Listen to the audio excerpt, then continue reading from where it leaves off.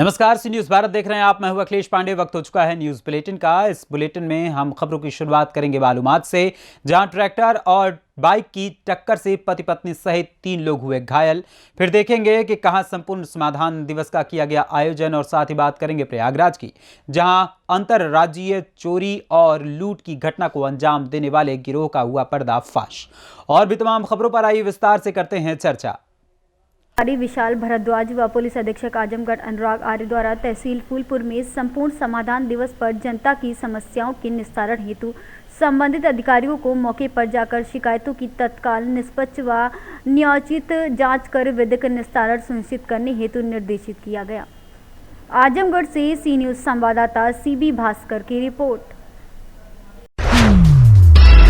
बालूमाथ थाना क्षेत्र अंतर्गत मूरपा मार्ग के बसिया पंचायत के हनुमान मंदिर के समीप ट्रैक्टर और बाइक की भिड़ंत से पति पत्नी सहित 3 लोग गंभीर रूप से घायल हो गए हैं। प्राप्त जानकारी के अनुसार मैमून खातून उम्र 40 वर्ष, आशिक अंसारी 45 वर्ष, तैबून खातून उम्र 32 वर्ष, तीनों बड़गांव चतरा और एक बाइक में सवार होकर लातेहार अपने परिजन से मिलने जा रहे थे कि इसी दौरान हनुमान मंदिर के समीप अनियंत्रित होकर बाइक पलट गई, जिससे तीनों लोग घायल हो गए। घटना के बाद स्थानीय ग्रामीणों ने सभी घायलों को बालूमाथ सामुदायिक स्वास्थ्य केंद्र लाया गया, जहां पर चिकित्सक पुरुषोत्तम कुमार व सुरेंद्र कुमार के द्वारा प्राथमिक उपचार किया गया।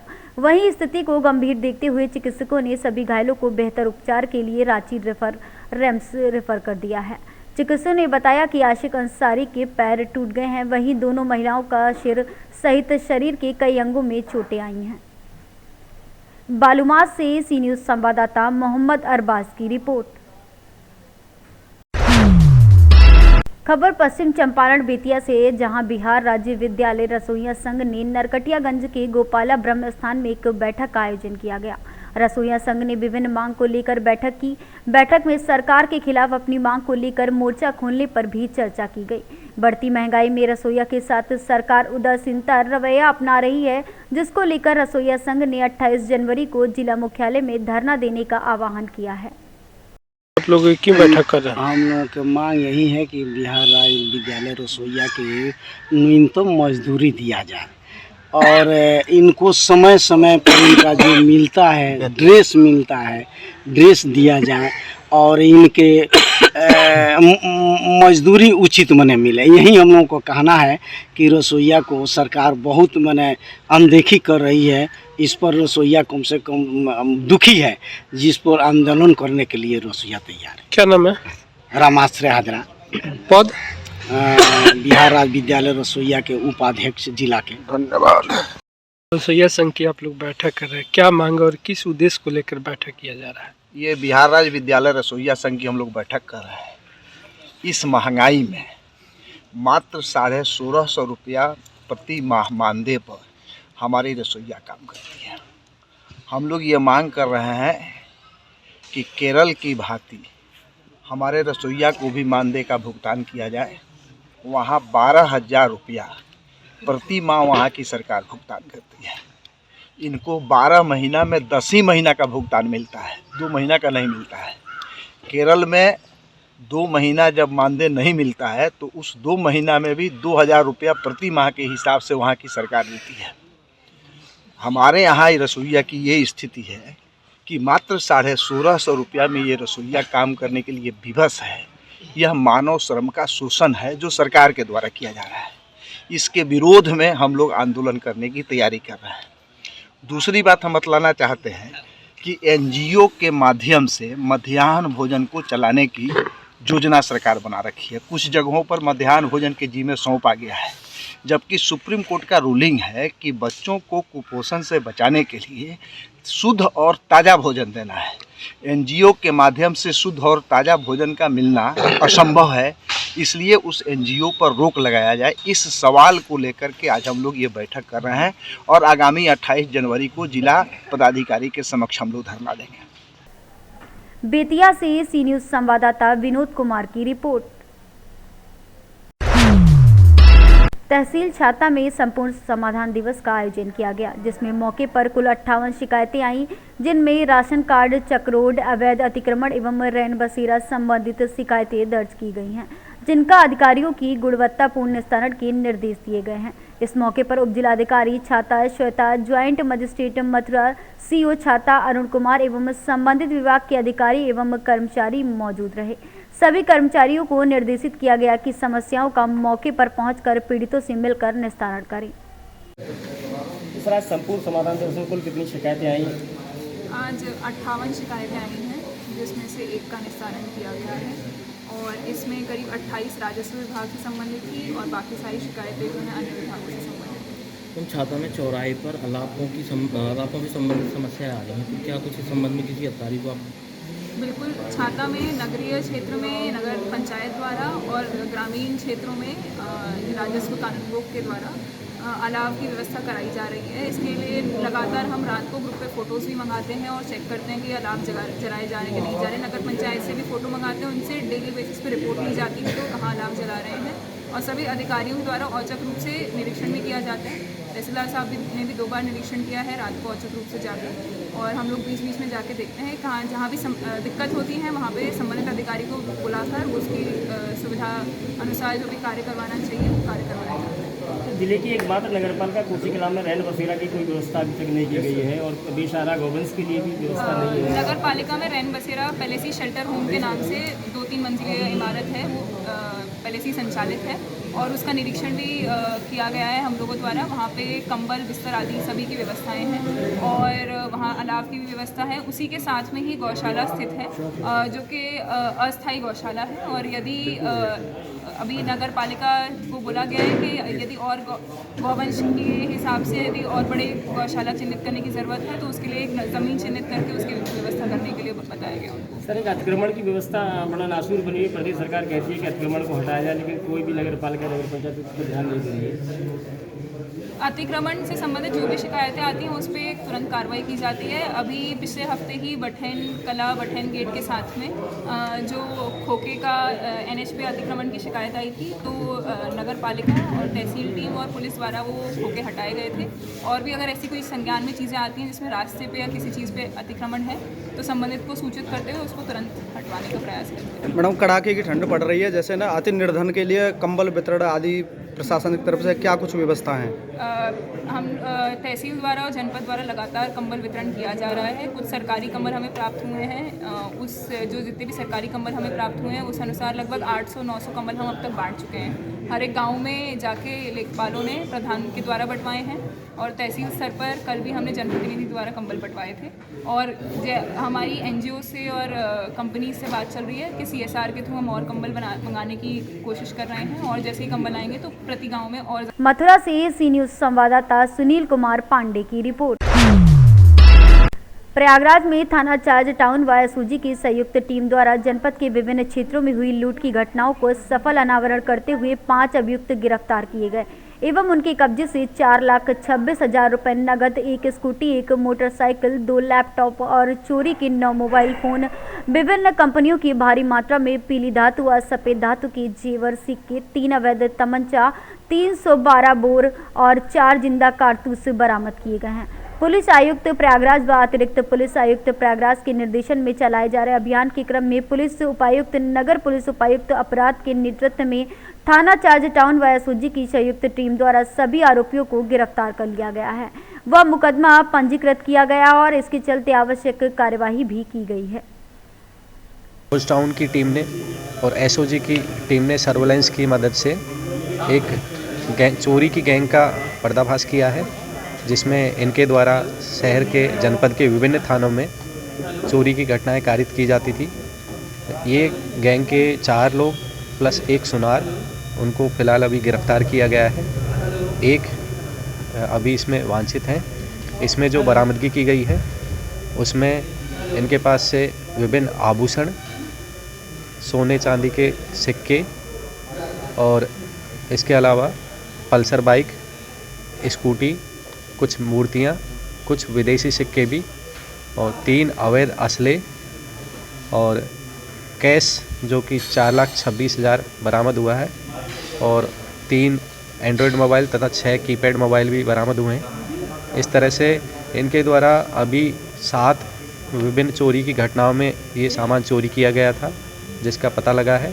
इनका आपराधिक इतिहास देखा गया है, इन पे 10 से ऊपर मुकदमे दर्ज हैं और जो वांछित है उन पे भी 20 से ऊपर मुकदमे दर्ज हैं। ये घटना का खुलासा करने के लिए पूरी टीम को 25,000 का इनाम घोषित किया गया है। बाकी जो वांछित है उसकी गिरफ्तारी के लिए प्रयास किया जा रहा है। शीघ्र ही उसको भी गिरफ्तार किया जाएगा और जेल भेजा जाएगा। पुरानी कोई गैंग से संबंधित थे ये सब? हाँ, इनकी पूरी गैंग है जिनके द्वारा इस तरह से मॉडस ऑपरेंडी में ये लोग पहले दिन में देखते थे कि किस घर में ताला लगा हुआ है, वहीं पर ये रात को जाकर अपने विभिन्न औजार ये रखते हैं जो बरामद हुए हैं, उन्हीं से घर का ताला वगैरह तोड़ते थे और फिर चोरी की घटना को अंजाम देते थे। लगभग कितने की चोरी का खुलासा हुआ है? लगभग कितना आदमी होगा इसका? अभी फ़िलहाल 7 चोरी की घटनाओं का खुलासा हो गया है और कुछ सफ़ेद धातु की मूर्तियां हैं, एक लैपटॉप है और कुछ विदेशी सिक्के हैं। उनका अभी पता नहीं चल पाया है कि वो कहां से चोरी किए गए हैं, उनका पता लगाया जा रहा है। प्रयागराज से सी न्यूज़ संवाददाता आयुष श्रीवास्तव की रिपोर्ट। अज्ञात वाहन की ठोकर से मोटरसाइकिल सवार 2 युवक की मौत हो गई व एक की हालत गंभीर बताई जा रही है। असोद थाना क्षेत्र के बेरेकल परसदा के बीच की स्थिति नाला के पास की यह पूरी घटना है, जहां हादसे में मृतक व घायल सरसीवा थाना क्षेत्र के कोसमकुंडा के निवासी बताए जा रहे हैं, जो जैतपुर से हसौद की ओर आ रहे थे। 112 की टीम मौके पर पहुंच गई है और घटना की जानकारी में जुट गई है। छत्तीसगढ़ से सी न्यूज़ संवाददाता गणेश राम की रिपोर्ट। मुख्यमंत्री भूपेश बघेल ने आज गरियाबंद जिले के ग्राम कुटेना स्थित सिरकट्टी आश्रम राम मंदिर में पूजा अर्चना कर प्रदेशवासियों की सुख समृद्धि और खुशहाली की कामना की है। इस अवसर पर गृह मंत्री ताम्रध्वज साहू, राजीव विधायक अमितेश शुक्ल मौजूद रहे। ज्ञात हो कि सिरकट्टी आश्रम ब्रह्मलीन संत भुवनेश्वरी शरण व्यास का तपोभूमि है। संत जी बाल्यकाल से यहाँ पर आश्रम स्थापित करके अपने जीवन काल तक श्री राम के नाम का प्रचार प्रसार हेतु क्षेत्र के गांव-गांव में धर्म जागरण के लिए मानस यज्ञ का आयोजन करते थे। क्षेत्र के लोग सिरकट्टी आश्रम पर अगाध आस्था रखते थे। वर्तमान में इस आश्रम का संचालन उनके शिष्य गोवर्धन शरण व्यास कर रहे हैं। गरियाबंद से सी न्यूज़ संवाददाता मनोज गोस्वामी की रिपोर्ट। पुराणों में लघुप्रयाग के नाम से जाने जाने वाला गोंडा कापस का, जिसे शुकर क्षेत्र भी कहते हैं, यहीं पर विष्णु भगवान ने हिरण्यवक्ष को मारने के लिए 12 भगवान का अवतार लिया था। यहीं से 2 किलोमीटर दूर मैलाकोट गांव में हिरण्यवक्ष का वध किया गया था और मारने के बाद यहीं पर आकर इस नदी में स्नान भी किया गया था। तुलसीदास ने अपनी रामायण में यह स्थान का तिरमोहिनी के रूप में उल्लेख किया है, जिसके बाद से यहाँ पर हर साल के पौष माह की पूर्णिमा के तिथि स्नान को लघुप्रयाग का स्नान भी कहा जाता है। गोंडा से सी न्यूज़ संवाददाता इंद्रेश कुमार श्रीवास्तव की रिपोर्ट। प्रयागराज के करछना थाना क्षेत्र के पचदेवरा रेलवे क्रॉसिंग पर बन रहे ओवरब्रिज के पिलर पर गुजर रही रेलवे लाइन पर हाई टेंशन तार की करंट की चपेट में आने से ओवरब्रिज के पिलर पर बिल्डिंग का काम कर रहे कर्मचारी की हाई टेंशन तार की चपेट में आने से मजदूर बुरी तरह से झुलस गया। रेलवे विभाग के कर्मचारी और ओवरब्रिज की लापरवाही के चलते कर्मचारी हाई टेंशन बिजली की चपेट में आने से पूरी तरह से झुलस गया। घटना सुबह लगभग 10:30 बजे के आसपास की बताई जा रही है। रेलवे लाइन के बीचों बीच ओवरब्रिज का पिलर बनाया जा रहा है, जिस पर बिल्डिंग का काम चल रहा था। उसी दरमियान हाई टेंशन की चपेट में आने से मजदूर जलने लगा, जिसे देख काम कर रहे मजदूरों में हड़कंप मच गया। जैसे तैसे मजदूरों को पिलर से नीचे उतारा गया, जहां से उसे गंभीर हालत में इलाज के लिए ले जाया गया। मौके से विभाग के कर्मचारी और अधिकारी फरार हो गए। आसपास के लोगों ने बताया कि ठेकेदार की लापरवाही के चलते युवक झुलसा है, शरीर का एक हिस्सा पूरी तरीके से झुलस गया है। घायल मजदूर सोनभद्र के रेणुकोट इलाके का रहने वाला बताया जा रहा है। और ऊपर खड़े होकर के जो है प्लेट पर जो है वो ऊपर काम कर रहा है। देखिए जो है ना वो अपने यहाँ स्थानीय जो प्रशासन है, जो शासन है, वो इसी तरीके से निगरानी देखिए शासन प्रशासन यहाँ अनजान बनी हुई है।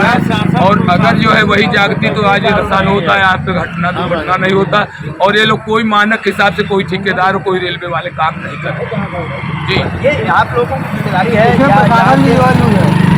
क्या कहना चाहेंगे? प्रशासन भी आलू है। तो जो कर्मचारी है उसको तो अपनी व्यवस्था में पूरी तरीके से रहना चाहिए। तो ना कोई मैनेजर, ना कोई यहाँ सुपरवाइजर, ना कोई इंचार्ज, कोई ध्यान नहीं दे रहा है यहाँ। ये लेबर हमारा कैसे काम करे, इस ठंड में, इस कोहरे में किस तरह से काम कर रहे हैं, क्या उसकी व्यवस्था है, क्या होनी चाहिए, अगर उसका कोई जवाबदारी नहीं। जो कर्मचारियों से जो भी मजदूर हैं, वर्कर हैं, उनसे काम करवाने से पहले ये सावधानी ये देखना चाहिए 11,000 यहाँ क्या व्यवस्था होनी चाहिए, क्या है क्या नहीं है। ऊपर की वोल्टेज लाइट हाई टेंशन जा रही है, कहीं न कहीं तो हवाई करंट की चपेट में बिल्कुल आ सकता है। आज तार टूटा हुआ भी है, तार टूटा हुआ भी है, तार जो है वहाँ डैमेज है, उसके बावजूद वहाँ लेबर काम कर रही है और फिर भी ये रेलवे कर्मचारी वहाँ देख भी रहे हैं, लेकिन उसकी व्यवस्था कुछ नहीं कर रहे हैं। आपका परिचय जानना चाहिए। मैं गंधिया गाँव से यादव हूँ, मेरा नाम सुनील यादव है। क्या ये स्थिति इस तरीके से चलेगी? दूसरे क्षेत्र से लोग आए हैं, दूसरे प्रदेश से लोग आकर के यहाँ काम कर रहे हैं बताया जा रहा है, जो वर्कर है दूसरे जगह से बताया जा रहा है, तो कहीं न कहीं ये हमारे यहाँ की जो स्थानीय प्रशासन है उसकी लापरवाही है कि नहीं है? जी टोटल है, यहाँ के तो लेबर है नहीं, बिहार के हैं, इनके सामने बहुत बड़ी मजबूरी है, जो अपने पेट के लिए जो है ऐसा करने के लिए मजबूर है। लेकिन ठेकेदार और जो है शासन प्रशासन को जो है सतर्क रहना चाहिए और टोटल उनको सतर्क स्थिति में रखना चाहिए कि कड़ाके की ठंड और बिना किसी सेफ्टी बेल्ट या किसी व्यवस्था के ये हाई टेंशन तार के पास देखिए ये तो हेलमेट और जो है बेल्ट तो बहुत दूर रहा, उनको इतनी हाइट पे जाने के लिए सीढ़ियाँ की व्यवस्था नहीं है।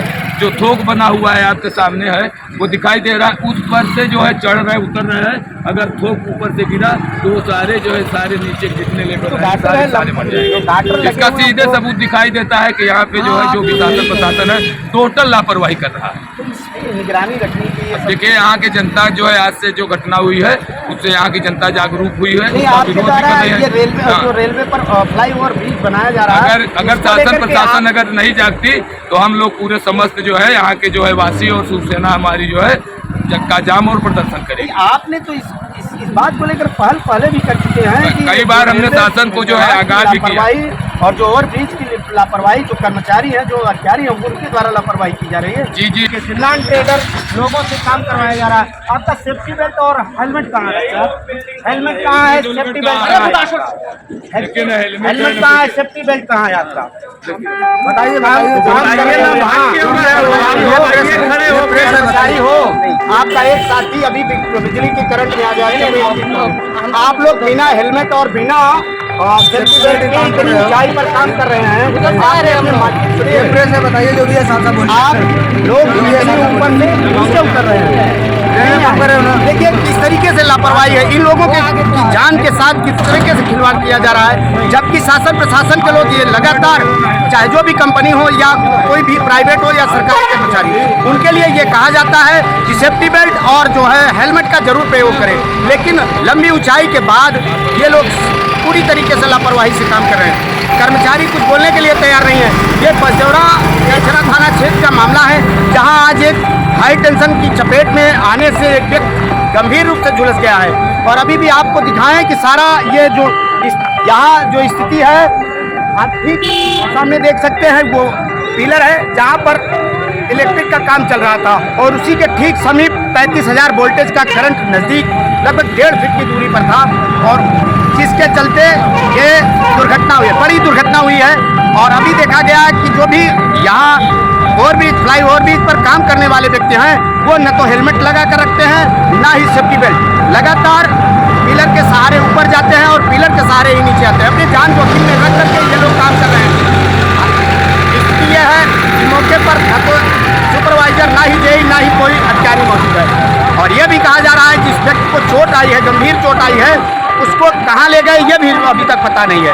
हम लोगों से जानकारी लेते हैं। अभी एक दुर्घटना हुई यहाँ रेलवे फ्लाई ओवर ब्रिज पर, जो है एक व्यक्ति गंभीर रूप से झुलस गया है। क्या हम लोग की जान सुनने में पता चला हमें क्योंकि यहाँ ये रेलवे लापरवाही देखा जा रहा है कि लोग बिना सेफ्टी बेल्ट और बिना हेलमेट के काम कर रहे हैं लगातार, और कर्मचारियों से जानकारी ली जा रही है कि वो लोग बोलने के लिए तैयार हैं। ठंडक में भी क्योंकि ना हेलमेट लगा देख रहे हैं, ना हेलमेट लगा हुआ है, ना उनका सेफ्टी बेल्ट लगा हुआ है, किसी बजाय घर में हाथ भी टूट सकता है या किसी हमारे साथ और लोग मौजूद हैं। अभी जो यहाँ स्थानीय जो मौजूद थे उनसे हम जानकारी लेते हैं। क्या स्थिति है यहाँ, जो घटना हुई, दुर्घटना हुई, इसके बारे में क्या यहाँ में साफ साफ जो है जनता और सबको दिखाई दे रहा है जो है ठेकेदार की टोटल लापरवाही और लापरवाही के कारण यहाँ पे सीट बेल्ट का कोई व्यवस्था है। यहाँ कर्मचारी है उसको भी देखा जा रहा है कि हाइट, लंबी हाइट तक वो बिना व्यवस्था के जा रहा है और ऊपर खड़े होकर के जो है प्लेट पर जो। प्रयागराज से सी न्यूज संवाददाता मंगला प्रसाद पटेल की रिपोर्ट। प्रयागराज जिले की करछना तहसील में आयोजित संपूर्ण समाधान दिवस महज एक दिखावा बनकर रह गया है। संपूर्ण समाधान दिवस पर अधिकारी आते जरूर हैं, लेकिन उनके द्वारा किए गए आदेशों का पूरी तरीके से अनुपालन नहीं हो पा रहा है, जिसके चलते फरियादी लगातार तहसील और थाने का चक्कर लगा रहे हैं। सैकड़ों शिकायतें तो तहसील और थाने की कूड़ादान में पड़ी रहती हैं। मौजूदा उत्तर प्रदेश की सरकार के निर्देश के बाद भी उच्च अधिकारियों द्वारा निर्देशित किए गए स्थानीय प्रशासन में मौजूद कर्मचारियों की उदासीनता के चलते फरियादी लगातार थाने और तहसील का चक्कर लगाने पर मजबूर हैं। चक घनश्याम दास में आए दिव्यांग लोग लगातार शौचालय और राशन कार्ड को लेकर सप्लाई इंस्पेक्टर एवं एसडीएम करछना से शिकायत पत्र दे रहे हैं, लेकिन उनके इस मामले में अभी तक कोई निराकरण नहीं हो पाया है। इससे विकलांग व्यक्ति की सोच के लिए बाहर जाने पर मजबूर है और राशन कार्ड न मिलने से परेशान है, जिससे परिवार का भरण पोषण करने में परेशानी हो रही है। समस्या क्या लेकर आए हैं आप? हम राशन कार्ड के लिए आए हैं जी। हमारे पास राशन कार्ड नहीं है। कहाँ के रहने वाले हैं? जगधम श्याम दास। कितने दिनों से आ रहे हैं आप लोग? हम इस बार दोबारा आए हुए हैं। दोबारा आए? हाँ सर, हमारे यहाँ जो है लोग सऊदी में हैं, बड़े 2 तल्ला 3 तल्ला घर है, 4 पहिया है, 2 पहिया है, उनके पास लाल कार्ड है और हम लोगों के पास लाल कार्ड नहीं है। हम लोग जो है बीड़ी बना के काम करते हैं, 3 बच्चे हैं, हमारा खर्चा पूरा नहीं होता। आप तो पूरी तरीके से विकलांग हैं। हाँ। फिर भी आपका राशन कार्ड नहीं बना? जी नहीं, ना हमारे पास राशन कार्ड है, ना लेटरिंग है। हमको लेटरिंग जो है खेत में जाना पड़ता है, काफ़ी परेशानी होती है। ठंडी में, बारिश में जो है लेटरिंग हमको खेत में जाना पड़ता है। प्रधान से कई बार कहा, मगर प्रधान ने हम लोगों को नहीं दिया। कौन सा गाँव है? जगधम श्याम दास। ना आज तक हम लोगों को कॉलोनी दिया। ग्राम प्रधान का नाम क्या है? हाँ, ग्राम प्रधान का नाम क्या है आपके? अख्तर। अभी एसडीएम साहब से मुलाकात हुई, उन्होंने क्या कहा?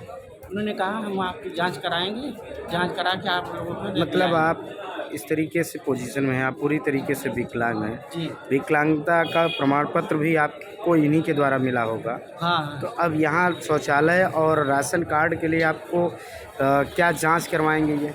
और सर ने कहा अभी हम 2 बजे के बाद हम टीम भेजेंगे सबको, वहाँ जांच करेंगे। आप सब जितनी तकलीफें होंगी सब बताना, हम पूरा कराते हैं। लेकिन आज आप कार्ड की हम तुरंत जांच कराते हैं। ये कार्ड अब आपको लोग दोबारा नहीं जाना पड़ेगा। ये कौन कहा? एसडीएम साहब? नहीं, एक सर जी और थे, सप्लाई इंस्पेक्टर थे, एक जने और थे, उन्होंने कहा। तहसीलदार साहब थे। प्रयागराज से सी न्यूज संवाददाता मंगला प्रसाद पटेल की रिपोर्ट। फिलहाल के लिए इस न्यूज बुलेटिन में इतना ही। देश दुनिया की तमाम खबरों के लिए देखते रहें सी न्यूज भारत। हर खबर आपके साथ, आपके हाथ।